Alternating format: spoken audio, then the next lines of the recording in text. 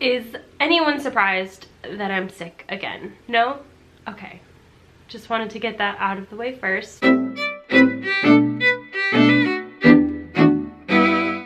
What's up guys, it's Amanda. Welcome back to my channel and happy Artsy Fartsy Friday. Yes, I'm a little bit nasally today, so I apologize and please bear with me. But today's video is exciting because I am going to be reviewing the Arteza Gouache set. Now, if you might recall from a few weeks back, Arteza did send me some of their art supplies to review. They're actually sending me more of their supplies to try out. They're sending me their alcohol-based markers as well, so those are en route and they will be a review on the channel very soon. But I definitely left the gouache review for last because I am the most nervous about trying gouache. It is new territory for me, uncharted territory, never even dabbled in gouache. I guess technically Posca markers are gouache, but the whole realm of gouache feels very foreign to me, and so I really did not know what I was getting myself into here, and that is why I saved it for last. It's not so much best for last, it's scariest for last because avoidant coping strategies work for me. But I have this 24 set of Arteza gouache. This is from their premium line. I also recently found out that they have a premium line and an expert line. So their premium line is more of their student intermediate level grade art supply. So just to clarify that, because I know I was unsure about that in previous videos. And to paint on, I'm going to be using the Arteza premium watercolor paper just to give this paper kind of a moment. This is really good watercolor paper. It's probably up there with some of my favorite watercolor paper that I've tried. Granted, I haven't tried a whole lot. I've tried Canson and Strathmore, but this is up there for me, and I like that it's sturdy, it doesn't buckle. It holds up really well to multiple different mediums. I tried both the watercolor and the real brush pens on this paper, and the gouache performed really well on this paper as well. So I just wanted to give this paper kind of a shining moment because I know I've used it in these Arteza videos, but I haven't really talked about it. So you're gonna see me use this paper in today's video. I think the #1 complaint I've heard people have about this paper is the manufactured texture on it. It's not something that looks super organic. So it's a little bit easier to pick up on that texture when you look at the final piece because it's such kind of this distinct pattern, whereas in a more organic paper, that texture kind of just becomes part of the painting rather than being so separate from it. That's not a super big deal in my book, but it is just something that I know people have complained about, so I wanted to put that out there. But to get a little bit more into the gouache, I wanted to show you a quick look at the swatches and just to give you my thoughts on the color variety in this palette and what I thought about the gouache just on the initial swatch. So as you can see here, I am swatching out the 24 colors on this little swatch card that I made. I have a dark opaque black line going through all of the boxes just to test the opacity of each of the paints, and it did vary across all 24 shades. So I just thought that that was kind of an interesting observation. It's similar to watercolor, whereas some watercolor pigments are more opaque than others. Gouache is the same way, although in general it is more opaque across the board. As mentioned, there are 24 tubes of gouache in this set, and originally I thought, who needs 24 tubes of gouache? Like, you're gonna mix your own colors, but I'm kind of eating my words at this point, and I actually think each color in this set really holds its own. I used more colors than I thought I would for the painting in this video, and I was really impressed by each color. I feel like we have a lot of different color variety in here. We have cool colors, we have warm colors, we have just some interesting colors. You'll see me swatching this literally neon pink shade. I didn't use that one. I'm not really sure how I'm going to use that one in the future, but it's a very cool color. And if you're wondering, okay, do you really need 2 tubes of white in this set? No, but you do use white a lot in gouache, so maybe it's nice just to have the extra. You do have a regular white and a titanium white. And I wasn't so sure I was going to use the black and the gray either, just because the watercolorist in me was like, I don't need those. But I have to say, I'm biting my tongue because I used both the black and the gray in this set, and I'm happy that I had them. I know that Arteza also has a 60 tube set of gouache as well, but personally for me, I think 24 is the right amount. You can fit it in a palette, and you have just the right color variety that you need, and you can mix the rest. Now getting into application, I used some pretty bare bones things to make this painting happen. This palette is one that I recently picked up from Daiso, so it retails for $1.50. I picked this up because I thought it would be perfect for this palette in particular. There are 20 little wells around the border for you to put your paints in, and then there are larger wells for mixing. And I actually feel like this palette worked great. I will just note that some of the paint did just kind of pop right out of there. But in my experience working with gouache in this palette, I felt like I was really able to mix the colors very well and that they re-wet very easily, and I really enjoyed it. So I would highly recommend getting yourself a little something like this just to mix on. I will probably continue to use this palette going forward, so I just wanted to update you guys that I did like using this palette quite a bit, and I would highly recommend something like this if you're trying out gouache for yourself.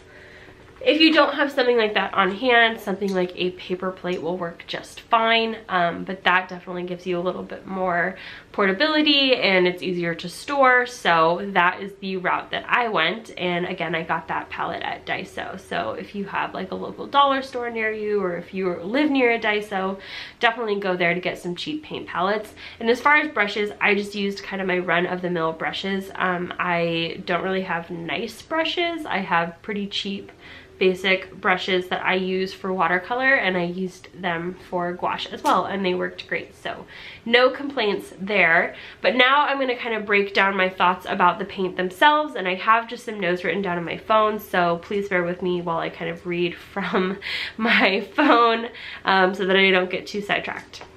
So the first thing that I was super impressed with when I was working with these paints is how quickly they dry. I cannot tell you, as an impatient watercolor artist, how big of a deal this was for me. I felt like the layers of paint maybe took 3 to 5 minutes to dry down, to the point where like I could then put my hand on the painting without fear of it smudging. I did have one incident, however, where I accidentally dipped the side of my hand into the paint palette, which was filled with just fresh out of the tube paint, and so I had dark green all over my hand, and I set my hand down on the paper and I got it over the area of the painting that I was intending to leave white. So my heart stopped, I had a mini panic attack, and then I went in with just some clean water and a square brush, and I was actually amazed at how well these paints lift. I can't say that it was completely gone, but I would say about 95% of that dark green paint was gone off the page, and I was really impressed with that. It did rough up the paper a little bit, so this isn't something that I would plan to use as like a technique in your painting, but I do just want you to know that the lifting ability on these paints is really incredible, and I was really impressed by that and thankful, because it definitely saved my butt when it came to this painting. Like I mentioned, the quick drying factor is a huge deal as well. I said it probably took about 3 to 5 minutes, and it dries down really matte, and it has that very classic gouache look that I really love. I felt like the colors were buildable and they layered very well. I didn't feel like I had to work very hard to get the opacity there. I did have quite a bit of a learning curve figuring out the optimal water to paint ratio, and this was something I struggled with definitely in the process of painting the skin tone most of all.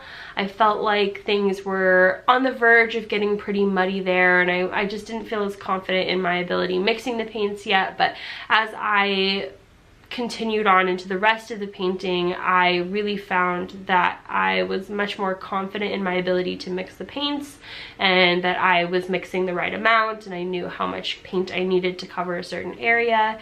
And my preferred method for kind of mixing the paint and diluting it with water was to kind of mix the color that I wanted, and then add a few drops of water just to make it more movable and to spread easier on the paper. What that did is it didn't really dilute the color very much, but it just made the color easier to spread around with the brush. I found that if I loaded the paint up onto my brush and then added water to the paper once the paint was down, I got more inconsistent patches, and I just didn't like that look. One of the biggest challenges I had with this painting, especially in painting the skin tone again, was that things just looked streaky, and that was really difficult for me the first time around, and it kind of shook my confidence because I thought gouache was supposed to be like this effortlessly smooth, flat, easy, you know, to lay down paint, and it's not. You have to work for that, and you have to get that ideal water to paint ratio, like I said. And so that was definitely probably the biggest challenge that I had with trying gouache, is that streakiness that I got from finding that balance. But I have a little pipette that I use. It's just a little plastic pipette. You can get these at most art stores, but if you have like leftover ones from like skincare bottles or something, that would work just fine as well. I have that little pipette where I just drop 1 or 2 drops of clean water into my mixed paint, and that has been the saving grace for me with using gouache, and that's definitely something that I will take into my gouache experiences going forward, but it's definitely something I wanted to pass on to you guys. The other thing that might be potentially challenging for you if you are also a beginner gouache artist is that the paint dries slightly lighter than when you put it down. And I mentioned that paint dries pretty quick, so you don't have to wait too long to see the dried down color, but there is probably about a 1 to 2 color shade difference from the wet paint to the dry paint. And this again was a challenge for me when I was shading the skin, because I thought I had mixed a good color for the shadows, and then when it dried down it was still just a little bit lighter than I wanted. So I wasn't getting that clear defined shadow that I wanted. And even in the finished piece, I feel like the shadows are lighter than I want them to be, and that was something I really struggled with. Again, when I was adding highlights to the skin, it was a similar issue where I thought I had mixed a good highlight color and then it dried lighter than I expected. And so this is just an area that I'm gonna have to continue to explore and find balance in, because having these shades dry just slightly lighter than they are when you put them down kind of messes with my ability to gauge the color when I'm mixing. So it's something I'm still working on, but it's something that you should be wary of if you are trying gouache for the first time, that the colors are going to dry a little bit lighter than you expect. I guess my closing thoughts with trying gouache come down to this.